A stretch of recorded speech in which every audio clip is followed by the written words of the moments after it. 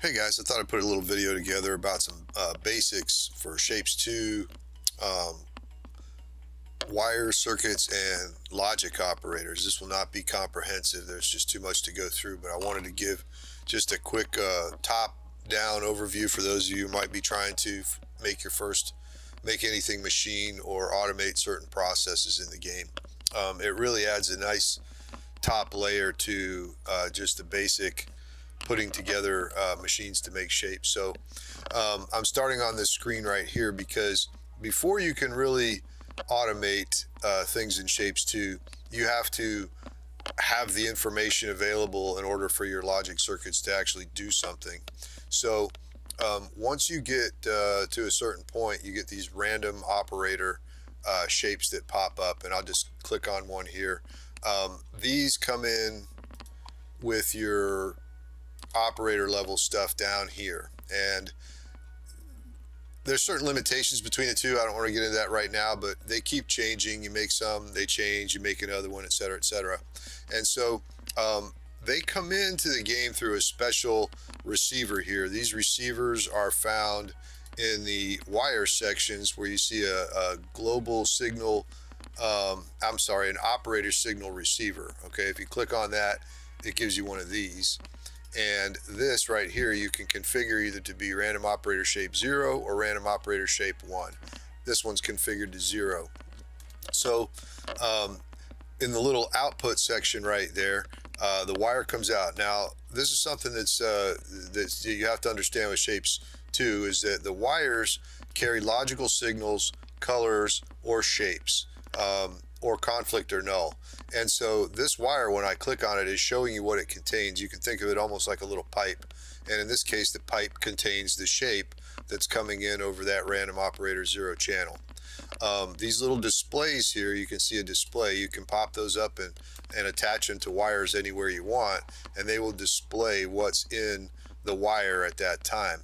And so you can see that this little display is showing what's in the wire, and it's a shape that consists of, basically 4 layers randomized. So that's nice, but how do you actually use that information to do things? Well, if you're trying to make a make anything machine, you've got a couple choices on how you want to go about it. You can either try to construct this thing like a layer cake where you make each layer one at a time and then stack them at the end, and you can be very successful at doing that, but there are some exceptions and cases where it becomes more and more cumbersome and hard to do that, and so you can also create them based on, whoops, hello, that didn't work like I was trying to. You can also build the shapes one corner at a time by making a corner, corner, corner, corner, and then assembling them all at the end.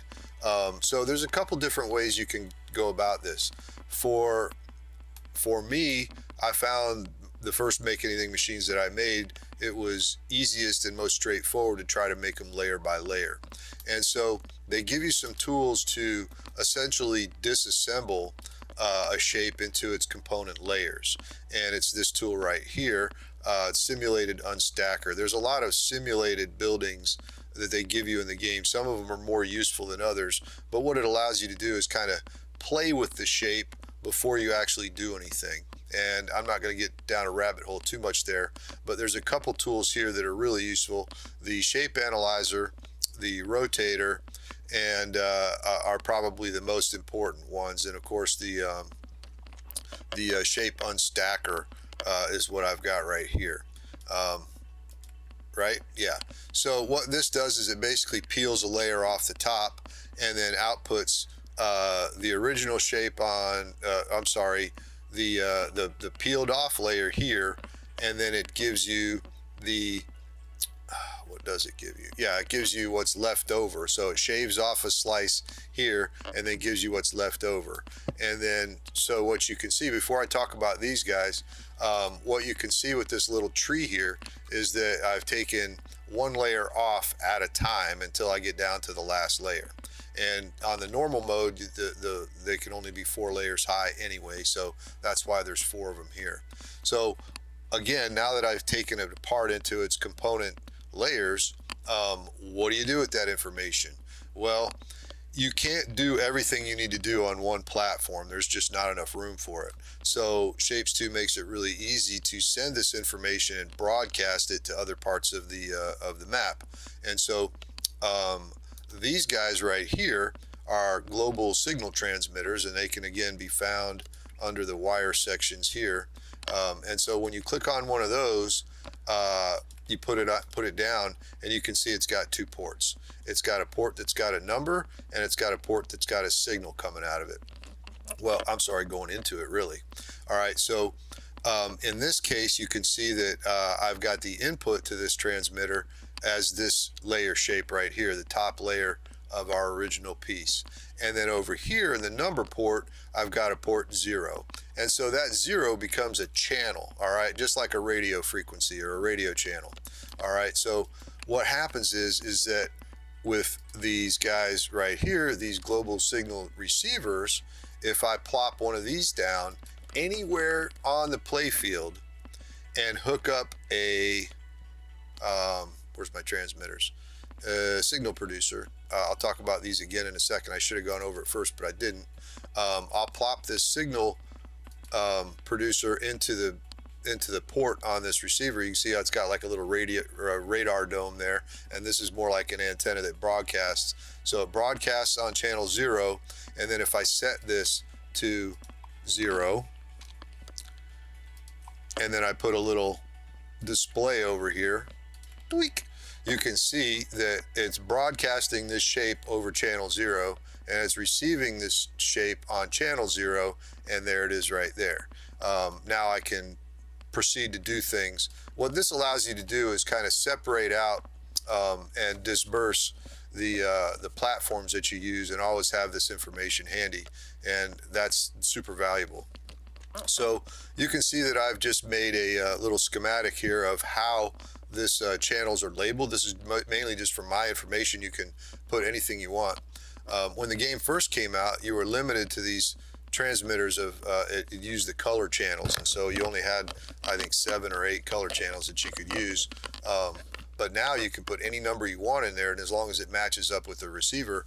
I've not tried it, but I'm up to like 25 now, and it still works just fine. So I think it's basically arbitrary. There may be limitations on the game that I don't know. So anyway, this is how you get the information spread across the play field. Once you have your channel set up, then you can proceed to use that information to make choices about what happens with different machines, and I'll talk about that next. So moving over to this platform here, I've got a few examples set up of how this information can be used in different ways. Before I get back to the channels that we were using before, I'm just going to make a couple quick examples of how some of these other things are used.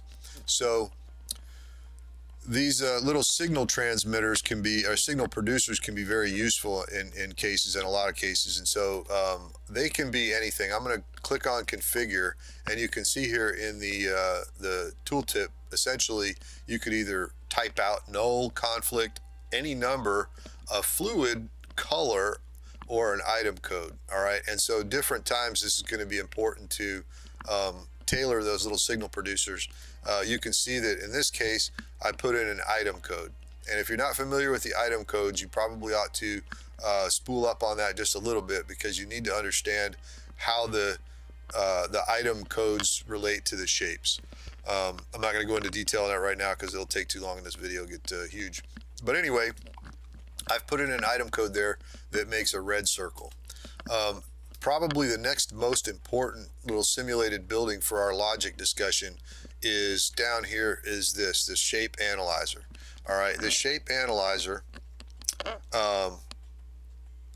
is really useful because that's how you can look at one quad. All right, so the shape that's coming into that signal analyzer is an entire red circle. That's one layer, if you will. And what this does here is it looks at the first layer, northeast quad, and it outputs that shape or whatever's there. Could be a pin, could be null, could be a crystal. And then out on the right angle, it gives the color of that first layer, northeast quad. All right, so And there's no configuring that. It's always going to be the northeast shape and type color. So you're stuck with that. That's all it gives you.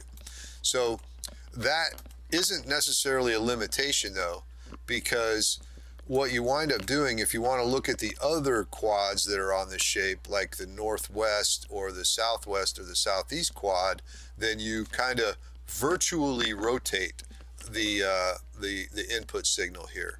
And that's what this simulated building rotator does. And there's only one. There's no clockwise, counterclockwise, or 180 like there is for the actual shape manipulators. It's just a clockwise one. And so what you wind up doing a lot of times in order to examine an entire layer in more detail and find out what's in each quadrant of that layer is that you rotate it once, twice, and then 3 times. So this would be your northeast quad, this would be your northwest quad, your southwest quad, and your southeast quad. And you can see that that's represented here in the sample shape that I've input. All right, there's the sample text code for that shape. Circle, rectangle, whatever you want to call it, and a sharp is what I call that. And I've made those different colors just so that we can look and see what we're working with there. So now we've got the ability to take apart a shape into its component layers up here and broadcast them all over the playfield. And then now we've also got the ability to take a layer apart and look at each quadrant on that shape. So this is kind of an essential skill. You've got to be able to wrap your head around this before you can make much progress in making shapes. Because the logic operators are pretty fussy about things, and if you don't have it just right, then your stuff will not do what you want it to do. So how do you use this information to actually do things? Well, that kind of depends on the context, but what we're trying to do is examine a shape, get the pieces that we need to put something together, and then put it together. So this, I started to make some examples and try to make it to where it was a quick little tutorial, but it's kind of hard to do that while you're watching. So I put together just a little something over here. How do we get the logic to interface with shapes? So that's kind of the next step. And so what we want to do is start looking at some of these other things here. The flow control is probably where the rubber hits the road. So a belt filter is probably going to be your best friend. And we also have pipe gates, and we'll use those for fluids. They kind of do the same thing, but not exactly. So this belt filter is a shape that looks like this, or a device, if you will. Let me zoom in a little bit. And you can see it's directional, and it's got basically a pass through and then a kick out to the side and a place for a signal to come in. Now I've got a couple of those already attached. This guy right here, that's a belt filter. Same thing with this one right here. All right, so those belt filters will either pass something along or not. And it requires basically a true or false signal in order to do its job. Now in Shapez2, ones and zeros are true and false.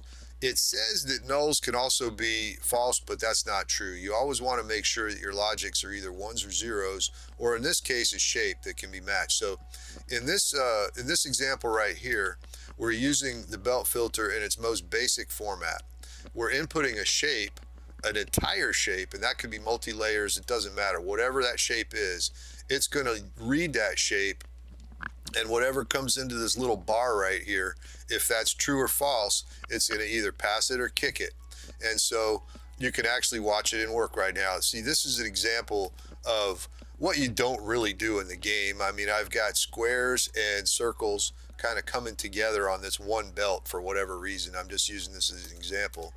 And this is sorting them and kicking the circles out this way and the squares out that way. And then, of course, they get painted and moved on. And I've got another one here for the squares. And of course, there's nothing but squares here, so there they go. That's the most basic way you can do that. And what I use that function for is at the end of my little make anything machines, little spoiler alert here. I use those to do kind of what I call a little truth check at the end. And so if my make anything machines are operating correctly, then it'll allow these things to go through onto a shape loader and then out to the vortex, and I'll get credit for it. And so this one again is just pulling that signal in from the random operator shape. I've got a little display here to show you what the shape actually is. And if whatever comes underneath this little bar right here is that shape, then it allows it to come through, and if not, it trashes it. So that's a usage case for that belt filter, for just checking to see if a shape should pass or not. But that in itself is probably not the best way to use these belt filters. So I got lost there for a second, bear with me. A better way to use the belt filters is to, gosh, I'm still lost. That's not where I want to be. I was over at the vortex. A better way to use the belt filters is to, let me see if I can, just basically using logic circuits to turn on and off these valves. And I think what you'll find the most useful case for these is operating stackers. All right, so I'm going to go to another area on the map where I have some stackers set up, and we'll go through just a logic train. This is something I'm working on right now. I'm not going to get into detail on all of it, but I will talk about how the logic works. So actually, I want to go to one that's actually working. There we go, because you'll be able to see the colors. It's a little better visual here. So this is a prototype of one of my newer make anything machines, and it's a combination of selector, crystallizer, and painter. All right, I fit it all on one thing, which is pretty cool. So let's go through what I'm using these little belt filters for in this context. So if you can see, I've got one of these. It all starts with the global signal receiver, and it gets a signal in, and in this case it's a layer with some crystal and a couple pieces on it. That signal gets propagated through here. I'm analyzing that with the shape analyzer, and it's kicking out a shape and it's kicking out a color. In this case it's uncolored, so boring choice, but whatever. Now the rest of this stuff is basically if-then statements. Okay, if this, do that. So this portion over here, you can see if you look a little bit, I'll take off the top layer so that you can just kind of see some of the highlights of it. Essentially, I'm looking to see if any of the if a shape appears on this channel. All right, if it equals this shape. So these are signal producers, and I've configured them to be a shape. All right, and this shape, and this is an equal. This is a logic operator. There's a bunch of different logic operators. You've got equal, XOR, not, or, and. You won't maybe use all of those. Equals can also be different formats if you want them, but more often than not, you use either equal or not equal, I've found. And so what I want to see is that if it equals these, then that should open up the flow for one of these lanes. So I've got all the different shapes represented on these four inputs right here. I've got ignore the fact that it's out of order. These should be all circles, all squares. I should probably erase that at some point because this is trash that got left in here. But these will propagate or fill with circle, square, concave, and sharps. And so there's four lines. There's one for this little equal. So you've got an input on this side of the equal, an input on this side of the equal. If they are equal, that'll light up the circuit, and then it will open up that belt filter. And you can kind of see this is a sharp, and where it's looking to see if it's equal to a sharp, it is. The output is here, and it sends that output, and it sends that output. These little breaks in the wires are important. Make sure you don't cross over your wires incorrectly. They can't touch if you're trying to keep all this stuff straight. So it illuminates this, and it's showing that it's a number one. That's a true signal. I'll put my layers back on, and that true signal goes up to this guy right here, this belt filter. And you can see where if this belt filter is open, then that shape goes through into a stacker. If it's false, it just kind of sits there. You can see these other ones are just stalled out because they're locked up. And I have no use for the shapes if they're not going through, so they just die right there. There's nothing else. So it's only letting through this one right here. It's important for a Make Anything machine that your stackers do not stall out, because if they stall out, it just doesn't go. So if you have a stacker that doesn't have a way for shapes to get around it, if there's no input on one or the other branches, then your machine won't work. So anytime you have a stacker, you also have to have logic that allows the shapes to either bypass it or go through it. And you use the logic functions and the shapes that you're trying to analyze to operate your stackers to make sure that they're working correctly. The same thing with really anything. Like these are crystallizers right here. And the same thing here. I have a line going to this crystallizer. Now there is a little comparison shopping here where this is how you simulate. That's the code for a crystal uncolored. And so if that line going in is crystal uncolored, it will open up the crystallizer, even though there will be a color associated, because again, it breaks off the color and the shape. So the color information would come from a different area, which I'll talk about in a second. So, and that'll apply to painters too. So bear with me. Just laying the foundation here. So if it's a crystal, it would open it up, and if not, it would dump them out the other side. And so that's the basic way you control flow on these belts, is you have to have some sort of logic operator that kicks out either a 0 or a 1 to open or close these gates.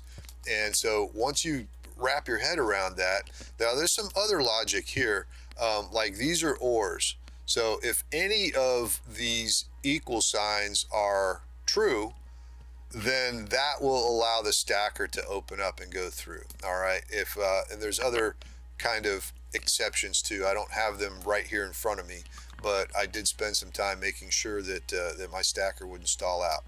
Now, if you're following me so far, we can now talk about painters and crystallizers, and they're both essentially the same thing. Let me go to a layer where one is active. This one is active. No, that one's not active.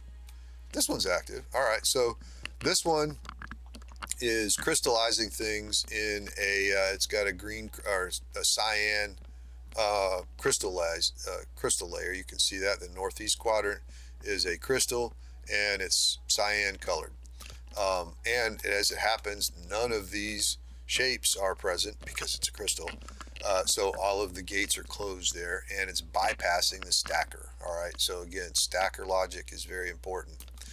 So your stuff doesn't stall out. All right, now I'm going to veer off for a second and talk about how you get the different colors represented, so you can paint things the color that you want to paint them. So what you can see here is, I'll zoom out just a bit. Now, how you get the colors to your platform is entirely up to you. But what I've devised is a system to where all the colors are represented by different trains, and I'll leave it up to you how to get the colors to this point. But then I've created a little manifold here that takes the colors and then it puts them, groups them together, and so that I can get all 7 colors represented on one platform. So I've got my red, green, blue there, cyan, magenta, yellow, and white.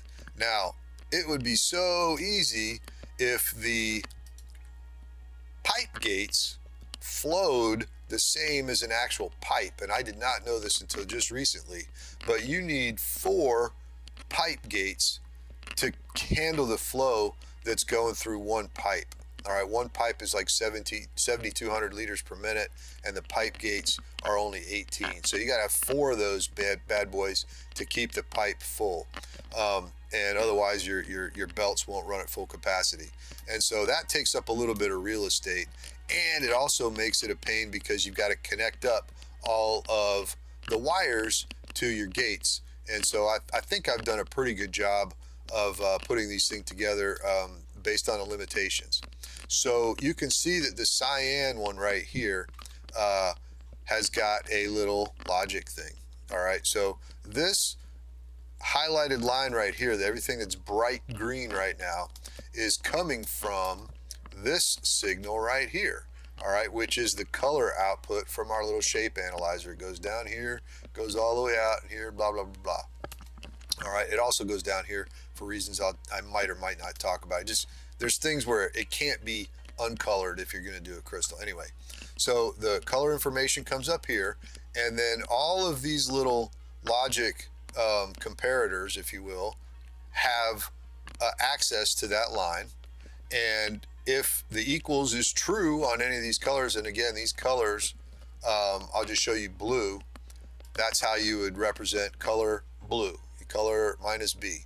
If that's all you needed from this video, you're welcome. All right, so that's how you create these little signal producers for the different colors so that you can open up these little things. All right, so you can see that cyan is true, and so that has opened up all our little pipe gates and allowed the color to flow through these pipes. Now, all of this stuff is cyan when those pipe gates are open, and it creates a situation where we can paint. If you were to open up any of these other ones simultaneously, it will create a conflict. But if only one is open at a time, and only one should ever be open at a time, because we're only analyzing one quadrant at a time, and it can't be two colors, so this logic will be fine. It flushes the pipes almost instantaneously, so you don't have to worry that they're all connected together, because they just don't backflow or anything like that. So there's no mixing or anything like that. You have to mix colors explicitly in this game. So whichever one of these is open, that will just flow paint to all these different items here. And I've got both the crystallizers, and there needs to be 6 of them to keep the belt saturated, and painters, and there needs to be 4 of those to keep a belt saturated. Painters and crystallizers, these won't be active at the same time, again, because this is a crystal, and so there's no shapes to be painted. And again, there's a logic chain that comes across here that follows suit for that.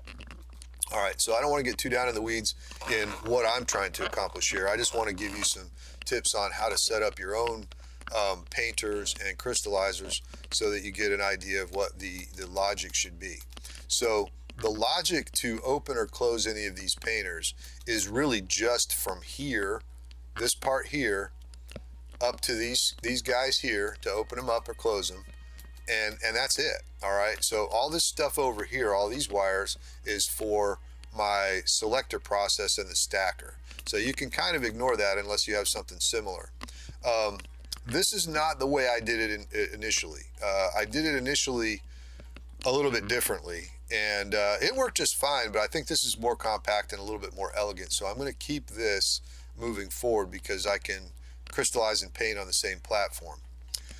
Just as an aside, and that's most of the stuff that I wanted to talk about in this video, just as an aside, the way I did it before, and this might have thrown some people for a loop, is that I was still learning about the game, and I was pretty proud of myself for coming up with a way to do it at all, but it was not optimized at all.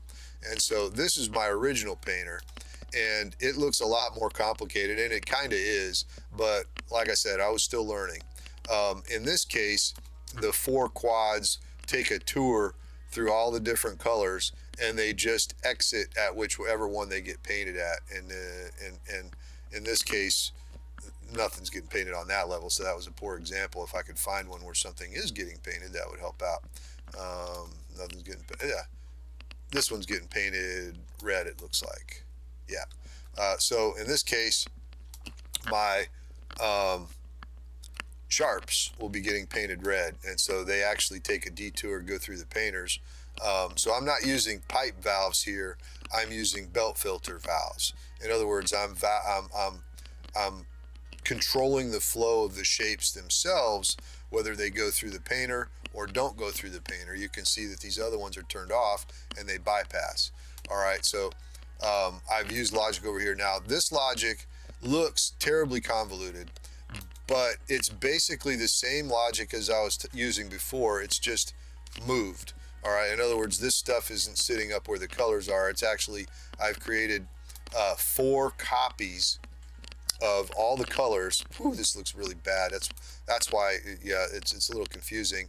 And then you can see the rotators exist for each one of those copies. In other words, there's one,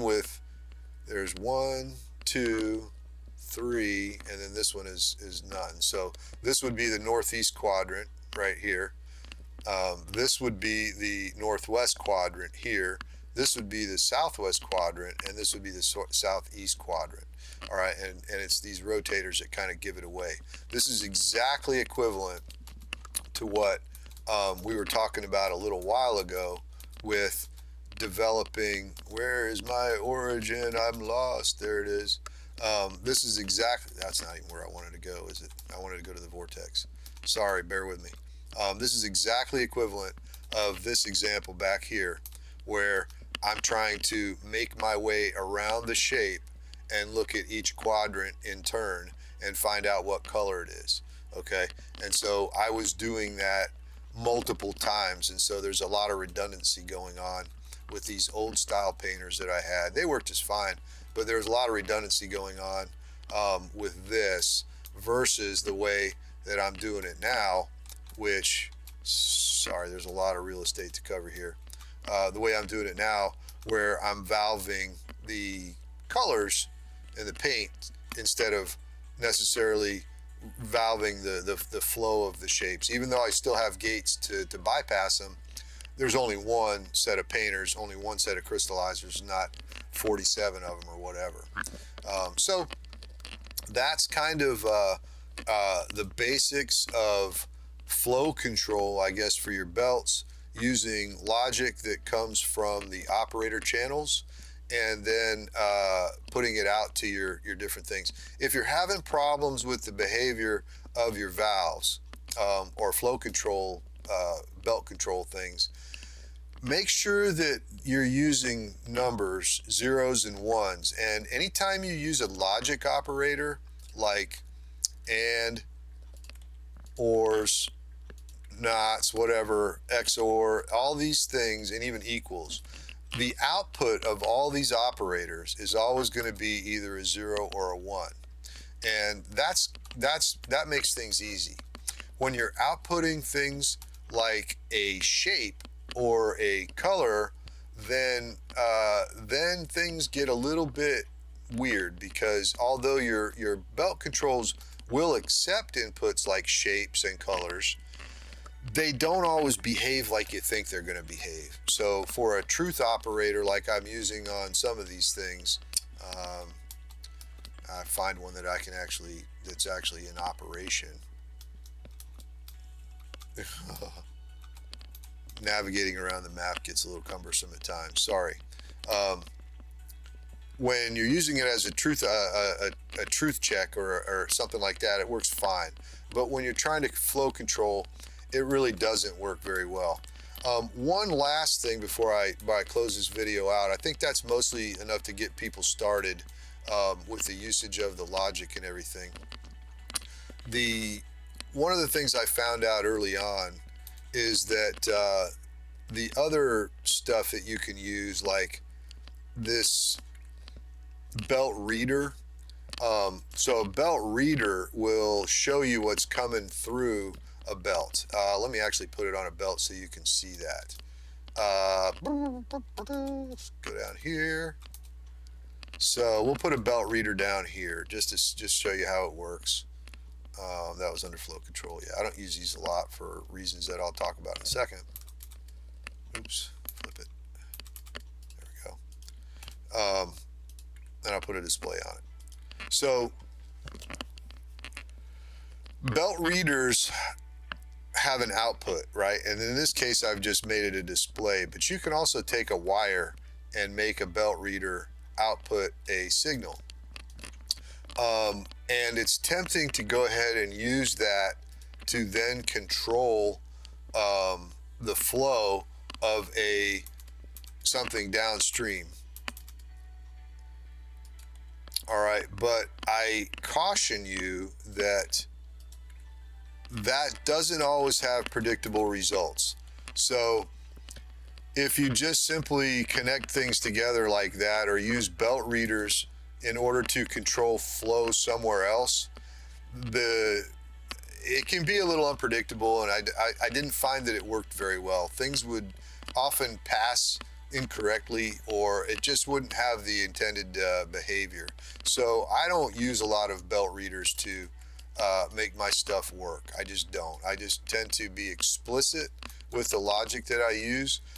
Sometimes you have to write it down on a piece of paper when you're trying to figure something out, like, hey, I want this here's an example over here.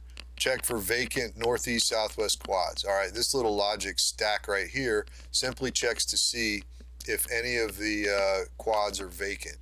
I might have some missing stuff here. That never just disregard that, because there may be some missing parts of that. It's just a scratch pad. Use scratch pads heavily, by the way, guys. If you're playing this game, set yourself up a little area to play and use platforms to figure stuff out. Like, here's some more logic that was a little bit convoluted, but you can write yourself little notes like any quad is not null that opens the stacker, or things of that nature. Definitely make yourself notes, because that can help you get back to where you were, especially with pins that can get kind of down in the weeds when you have to check 4 and 5 things at a time, and it's hard to make things compact. Here's another one, like any quad that's not null opens a stacker. All right, and again, you'll see these repeating patterns of 1 rotation, 2 rotation, 3 rotations, and there would never be 4 rotations, so just kind of ignore that. There's an extra block here, and I'll just get rid of those because that isn't what's supposed to be there at all. There, that's the way that would really look. Yeah, just play around with it a little bit and see what the behavior is. It's actually kind of fun once you get to it. And if you don't have a background in programming, this is a good way to get a programming background, because the most basic assembly language, machine language, whatever you want to call it, root level is this kind of stuff right here with these basic operators. This is really, really, really low level programming.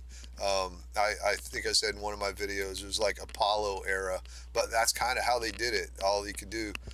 It reminds me most of assembly language more than anything else, and it's quite fun. So at any rate, I've enjoyed playing around with this. I'm still working on a new version of my Make Anything machine, just a little teaser, I guess.